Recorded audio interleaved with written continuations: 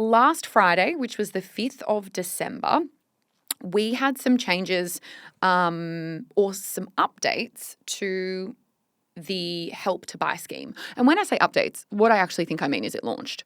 So this is the shared equity scheme that the government has been talking about for a little while now. And I wanted to give you a little bit more information because, my friends, it's gone live. Again, who is just like, yeah, we'll just start this in December. We'll just quietly get it going.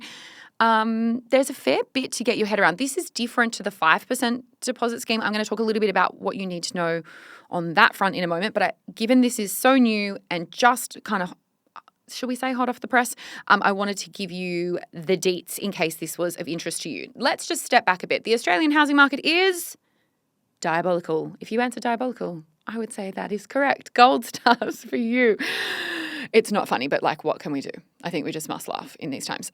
However, what the government have put in is a whole raft and range of different things to try to make purchasing a property more accessible. My big fundamental thing here that I bang on about all the time is it is not making it more affordable. Make no mistake about it.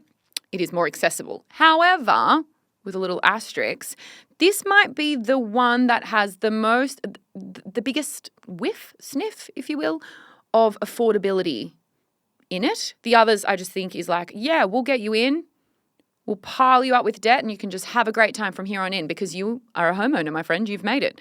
This one I think actually does look at how can we make it so that you are not at risk of, defaulting or being able to only afford tuna and rice for the remainder of your days. So like, I'm more on board with this as a concept, I think. However, I've got some issues. Obviously, it's me. I've got issues, but I need to give credit where credit's due. All right, so the government has launched last Friday, the 5th of December, at time of recording, the Help to Buy scheme. What the hell is the Help to Buy scheme? According to the firsthomebuyers.gov.au website, it is a new initiative designed to support more Australians to buy a home. Cool. How on earth does this actually work? Let's get into the weeds, yeah? First up, I need to say that it looks like there's only 10,000 placements available each year. So this is not available to absolutely everybody that wants to participate, and you'll see some other eligibility criteria in a moment. We're capping this. When I say we, obviously I don't mean we, I mean them, have capped this at 10,000 places per year, which is interesting because if you look at the 5% deposit scheme, they actually just took out the caps. But obviously, probably because the government's got to cough up some more cash, they want to be a bit more restrictive about this one. So you need a minimum of a 2% deposit. I have some worries about that. But anyway, that is the eligibility criteria, minimum 2% deposit. The government, you're basically going into a purchase arrangement and the government's going to cough up some cash with you. So they're going to own a bit. I'll explain how it all works. And you're going to own a bit. And frankly, the bank owns the most while you're in debt for it. How much does the government contribute? It depends. So it's up to 30% for existing homes or up to 40% for newly built homes. I presume that is trying to incentivize you to buy a newly built home because that would create jobs and stimulate the economy. That's my guess. I think you should definitely go and do your research about, newly built homes and whether that's the right thing for you to do, but it is interesting that there's a differential, 30% if you buy an existing home, 40% if you buy a new home, in terms of how much the government will contribute. And as I said, there's 10,000 places every year. So basically this is trying to address this fundamental issue, I think, of how unaffordable housing is and how much banks will lend to you. Because if we have average property prices at, what is it now? 800, 900,000. But your income means that the bank will only lend you, let's say, 600,000. I mean, either you're not buying a property or you're borrowing 600,000 and buying what you can afford for that budget, or hoping that, the bank of mum and dad or, the tooth fairy will deliver a huge amount of money, which is not always possible. But if the government can take on a certain percentage, then actually maybe you can get that $800,000 or $900,000 property. There are some caveats and I'll go through that in a moment, and still borrow that 600,000. So you're not getting into as much debt potentially as you would have needed to. Not potentially, as you would have needed to if you were buying the same place. But the issue is that the banks probably wouldn't have lent it. So I think we need to be honest about the fact that this is because house prices are wild in terms of multipliers of income as a ratio. So the house price to income ratio is terrible. And so, yeah, I think that this is good news in that it's going to help people be able to buy a property that has probably more longevity. So something that, you can't necessarily afford on your own. You don't necessarily have the capacity or ability to, bankroll for the full amount or get mum and dad or whoever to help you. But what we often see is more sort of stepping stone properties. So, you buy your first property, it might be the tiniest shitbox there ever was, but it's yours. And so you're bloody happy with it. But then you might quickly find that you've outgrown that. And then you've got to sell that has transaction costs. You've got to buy again that has stamp duty implications. Whereas perhaps being able to do this means that you've got a bit more of a runway or you can, live in that property, longer or indefinitely. There's a bit of an issue that I want to talk about, which I think has been missed in the small amounts of stuff that I've seen on this so far. But this is the big caveat, I think, and I think this is where it is needing some changes. It says you must have an annual taxable income at or below $100,000 for individual applicants or $160,000 for single parents and joint applicants. This is based on your notice of assessment of your previous financial year. So for single people who are earning more than $100,000, unless you're a single parent, or for couples that are earning more than $160,000, you're not eligible to use this scheme.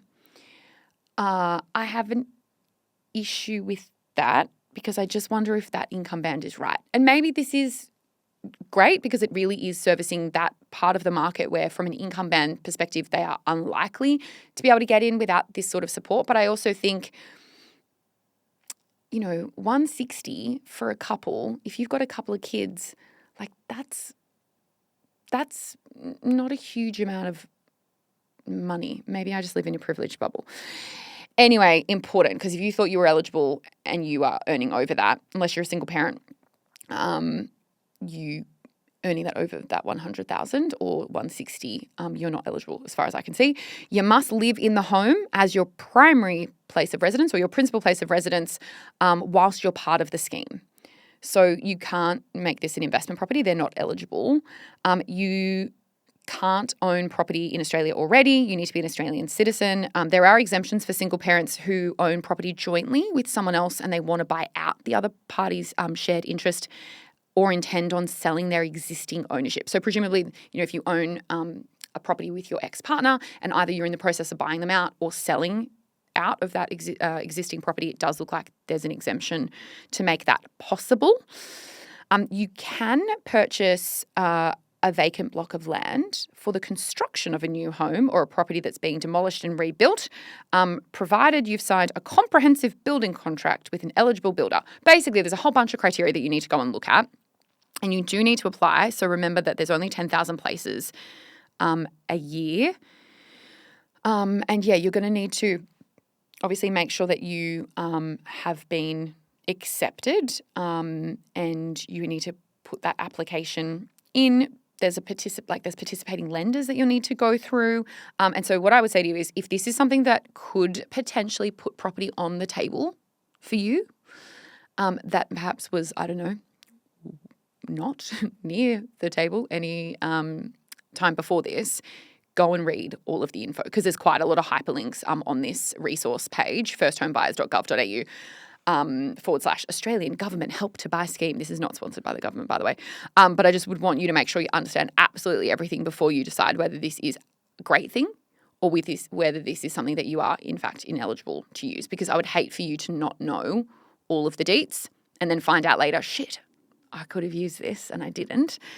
Or go through the whole process only to be told, no, mate, you are not eligible. Nice try. Thanks for wasting all of our time. So what do I think about this? I think this is good. I think it's good. I think it's a good start, right? I think what the government has realised is we can't rock the boat too much with house prices because otherwise we're going to do some big swings in a massive market and no one wants that. That's not great for politicians' support, sure.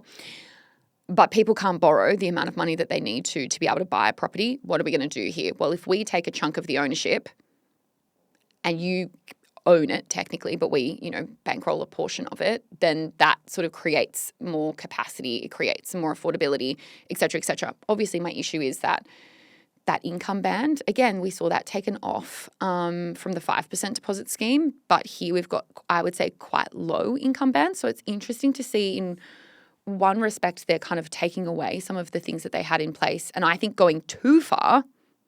And then on the other hand, they've become quite restrictive. I think I would like to see that income band move up, because for a lot of people who are earning more than 100,000 and renting, etc., it has made it quite hard for them to save anything. And you can have your own opinion on that. Sure. Come at me, Jess Brady _financial advice on the gram. So yeah, I'd love your thoughts. Would you use it? I've already had a friend say that she wanted to use it. Does this make property more attainable, appealing, affordable, all the things? Let me know your thoughts. If you're one of those 10,000 and you've already been approved, well done you, because it's been legitimately one business day. This has been open for since at time of recording. But I would love to hear from you all. I know in places like the UK, they do rent to buy schemes. Are we going to see more of that option? Well, those sort of options, I don't know. At a fundamental level, it pisses me off that we need schemes like this, because obviously the government's realised, we're going to have a lot of people who are locked out of property for a really long time. And we could be doing other things to perhaps cool down the market. That has cascading implications.